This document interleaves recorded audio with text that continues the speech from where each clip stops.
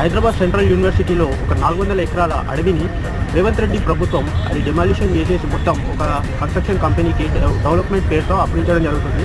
అయితే ఆ places visit చేసి ఏం జరుగుతుంది అనేది తెలుసుకోవడానికి వచ్చాను. ఇక్కడ పక్షులు లేవు, జంతువులు లేవు, గుంటనక్కలు వచ్చాయన్నారు కదా, ఇక్కడ చాలా పక్షులు ఉన్నాయి. అక్కడ మనం పైన చూసినట్టయితే అక్కడ పైన బ్యాట్స్ ఉన్నాయి, చాలా బ్యాట్స్ ఉన్నాయి. అంతేకాకుండా జింకలు నాలుగు జింకలు ఏమో చచ్చిపోయారని యూనివర్సిటీ విద్యార్థులు చెప్పడం జరిగింది.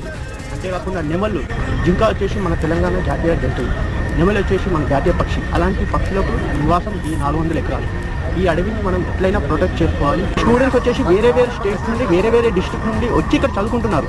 అయితే వీళ్ళు చదువుకొని ఒక 3-4 ఇయర్స్ తర్వాత జాబ్ పర్పస్లోనే వాళ్ళు వేరే స్టేట్కి వెళ్ళిపోతారు, వేరే కంట్రీస్కి వెళ్ళిపోయి అక్కడ వర్క్ చేసుకోవడం జరుగుతుంది. కానీ హైదరాబాద్ పబ్లిక్ ఇక్కడే ఉంటారు. ఇక్కడ ఉన్న ప్రజలకి కావాల్సింది ఈ 400 ఎకరాల్లో ఉన్న అడవి ప్రాంతం నుండి వచ్చే ఆఫీసర్ హైదరాబాద్ పబ్లిక్.